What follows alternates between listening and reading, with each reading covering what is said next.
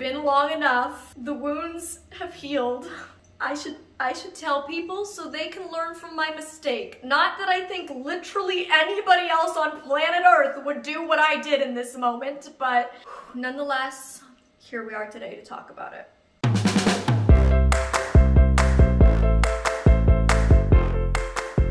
Okay, the background's not great. We're not fully moved in yet, all right? It's a work in progress, but hopefully you're not here for a cute aesthetic background. You're here for the piping hot tea, which is what I'm drinking right now, peppermint for anyone wondering, but it's also what I'm spilling right now, and I genuinely cannot believe I'm about to tell you this story. Hello, and welcome back to the channel. We're here for a good old-fashioned story time. I'm very excited, and first I want to give a shout out to Squarespace, my longtime partner, for sponsoring this video. If you want to build a beautiful online presence and run your business from anywhere, Squarespace is your place, and I will tell you more about that at the end of the video. Now, my mom doesn't even know this story. A lot of anticipation about this. I've told one person, literally one human being knows this story, and that is my boyfriend. And I told him a few months ago.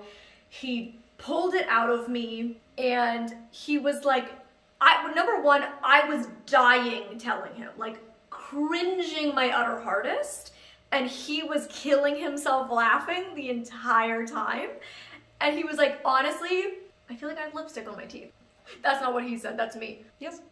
Yeah? No, you're good. You're clean. Good, okay. Blind girl moment.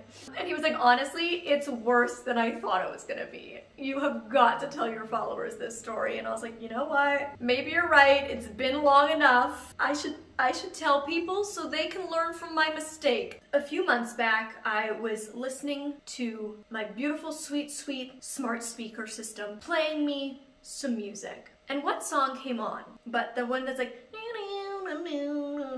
surfboard. Do any of you guys know what I'm talking about? I literally think it's from like 2014, but I was like jamming out hard to it, and I was like, who is this by? And I ask Siri, and she tells me it's by Cody Simpson. Now, for those who don't know, Cody Simpson was like from Australia originally. He blew up at like 12 or 13. He was like the new Justin Bieber, the Australian Justin Bieber. There was like all these like spin-off Justin Biebers, you know, all of these. The music world saw how this young 13-year-old kid from Canada blew up, and we're like, where else can we get another cash cow? And so all of these young musicians who could like kind of sing, kind of dance, and were really good looking, were like just blowing up. So Cody Simpson was one of those. Granted, he could really dance. That was kind of like his thing. People really knew him for, was just being like a really great dancer. Apparently, I'm blind. I don't know. I can't see. I have no opinion on his dancing abilities. But that's who he was. He just kind of blew up back in like, I want to say 2011 to 2014. Then he kind of dropped off a bit. But then he had like this resurgence. The name Cody Simpson, like a year and a half ago, popped back into the media because he started dating Miss Miley Cyrus after her divorce announcement from Liam Hemsworth. And so that's kind of his relevancy now, but then they broke up. They're no longer together. This is what I don't really keep up with celebrity gossip, to be honest, so like maybe they got back together, I don't know, but I'm pretty sure last I heard a few months back when she released her new album. So yeah, that's who we're talking about today. Now look, I have worked with a lot of celebrities, both internet celebrities and A-list celebrities in the last 9 years of my career working in the entertainment industry, and I have never done something so stupid and utterly embarrassing with anybody else. This was really like my moment. I think when you start working with celebrities, a lot of people get starstruck, a lot of people have that like moment. This was like that moment for me, and I told myself, never again, Molly Burke, never again will you ever do something like that.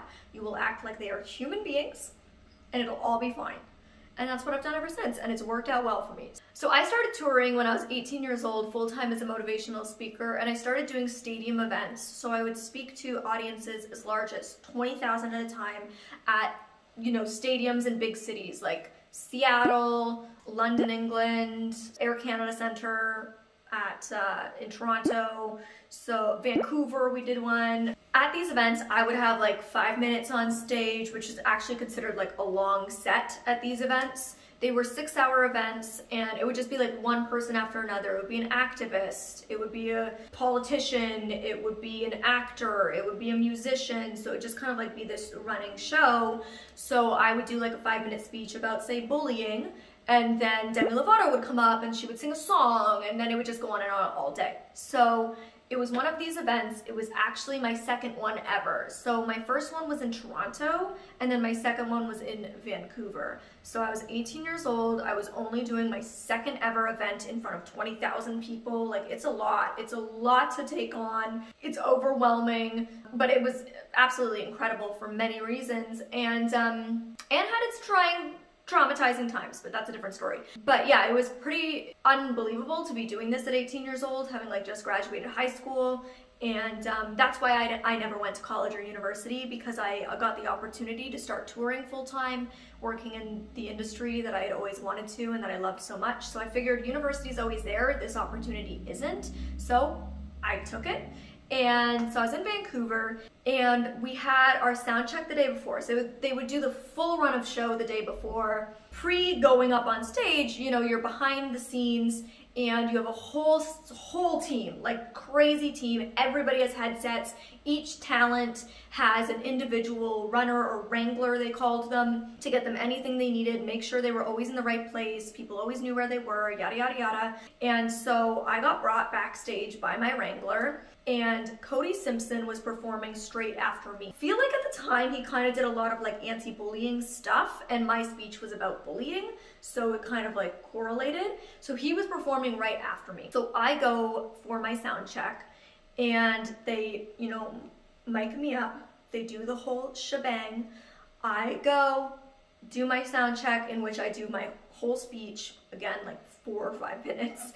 And then I left, went backstage, Cody Simpson went on, he did his thing, whatever. Sound check, everything went beautifully, flawlessly, not a problem. And then it's show day, the big moment. And this day was a lot for me, because they didn't know with me going into this tour how successful I would be. But after my first show in Toronto, I actually ended up being the top rated performance of the whole day, which was pretty incredible, given I was literally up against A-list celebrities and I was an absolute nobody. There was a lot happening my second show. They were like really using it. They were really pumping me into a lot of media interviews, putting my face everywhere, getting me to meet all the top donors, because it was a charity related event. My day went from being like, oh, she's a nobody new to the tour on day 1, to like my second show being like, she's our star of the show, meeting everyone, doing everything, going everywhere, bang, bang, bang, 24/7 the whole day. They get me backstage for my performance to get me all mic'd up, and they bring you back like not very early. Like, it's pretty tight. You only have about 5 minutes backstage before you actually walk on stage, if that. And I guess Cody Simpson had been brought by his team early. I'm not sure if it's because maybe he had like multiple dancers that had to get mic'd up too. I don't know, but for some reason his wrangler brought him before mine brought me. And so they had actually ended up micing up Cody Simpson before they mic'd me up. So now I have all these sound guys. They're like, one's holding my hair up because it was a headset. So the bar goes behind your head, it loops around your ears, and then you have one of those Britney Spears mics that comes in front of your face. And then you have a cord that goes down your shirt and clips to the back of your pants, and they like tape it behind your neck so that the cord doesn't show. That's the whole setup. So it's usually like 3 or 4 people doing it, because they're really quickly doing it. So one's holding your hair, hooking it to your face, taping it down, taping it behind your, oh yeah, they tape it to your cheek as well, so it doesn't like stick out here, it sticks close to your mouth. There's one like throwing the cord down, grabbing it at the bottom, hooking you up. So it's quite the production back there.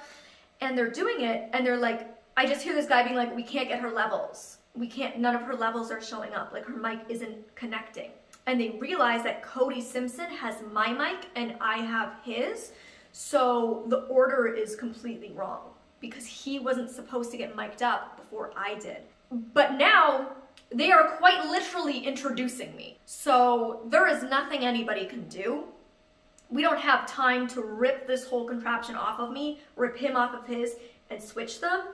And so they were like yelling, like there was like this, it was such a freaking commotion. Like, all these sound guys and all the stage techs are like freaking out. But then like the run of show, the person who's ahead running the show is like, we don't care if she's mic'd up. She needs to be on stage right now. Like, this is not an option. So obviously being blind, I like to be on the stage behind the backdrop as early as I can be, so I can like get in my zone and memorize my steps out, like get that in my mind. I now had no time to do that, and I had to get up these stairs to get onto the stage and then had to go around to the front. So the host literally like picks me up. He was, if I can find a photo, I'll pop it here because it's absolutely hilarious, or maybe I'll even find a video clip. Very funny. But he's like 6'4" and I'm 4'10.5". And I was in like an itty bitty heel, but he was still towering over me. He literally physically picks me up, runs me up the stairs, plops me down and goes, "It's gonna be fine." He goes out to the stage, starts introing me, and I'm there standing there with a mic that does not work on my face, like, what am I gonna do? And these performances are highly choreographed. Literally everything down to my hand movements had been choreographed, and my routine, my speech, my presentation had been choreographed with a headset mic. It had been choreographed that I used both hands. And so I'm like, what is gonna happen? But I had no time to think about it because I just had to go out on stage. It's like, you know, Molly Burke, and I'm like, So I do my walk around, get to the front of the stage. It was like a T stage, so I had to kind of walk and then walk out. So I'm standing at the end, and usually the way the show is supposed to go, the first run through, the first show, the second run through, the way it had worked was the person introing me, the host of the show, was already off stage by the time I hit my mark to start performing. But I get there and he's there, and he just leans down and he hands me this giant mic. It was one of those like really giant mics with one of the company logos wrapped around it, really heavy, huge mic. And he just hands it to me, and I'd never had anything that like weighty in my hand as a microphone before. And he was like, "It's gonna be fine, take this." So I take the mic, so I have a mic on my face, a mic in my hand. I do my performance one-handed. Everything was fine. Nobody would have known in the audience what had happened, which is how a professional show is supposed to go. Nobody's ever supposed to know when things go wrong. And I feel like everybody on the team did a really great job at making that happen, and I'm very appreciative of that. So I get off stage and I go to the green room, which has lunch, drinks, couches. It's where all the talent hangs out and all the talent wranglers. So I go back there and I'm like adrenaline pumping. I'm like, oh my God, I cannot believe that just happened. What a crazy experience. Ha ha ha, thank God it worked out. I didn't really think much of it. At this point, Cody Simpson is on performing his song. He comes off stage. Now, he would have been backstage the whole time I was performing, so he heard me speak. So what happened was, I guess he was inspired by what I said, and he asked his wrangler to meet me. We were allowed to ask our wranglers if we could meet other talent, and then they would try to coordinate through the walkie-talkies with the other talent wrangler a time and place for us to meet.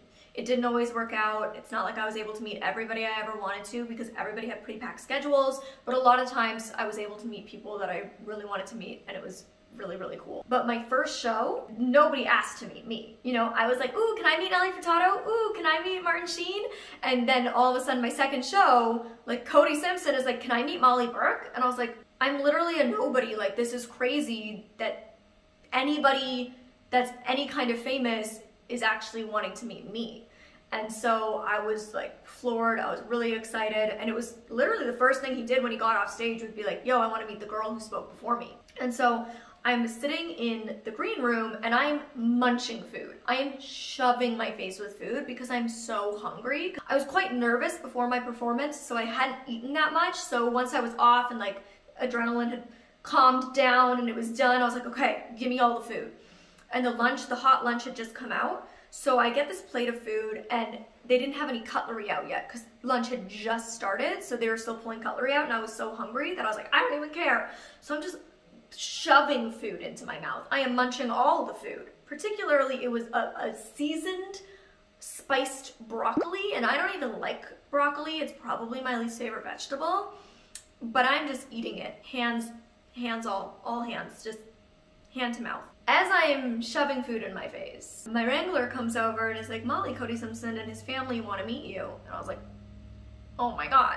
And what I didn't realize at the time is like they were literally right there. Like they were walking into the room as they're telling me that they want to meet me. And so I have this plate of food, fingers covered in like spicy, saucy stuff from broccoli.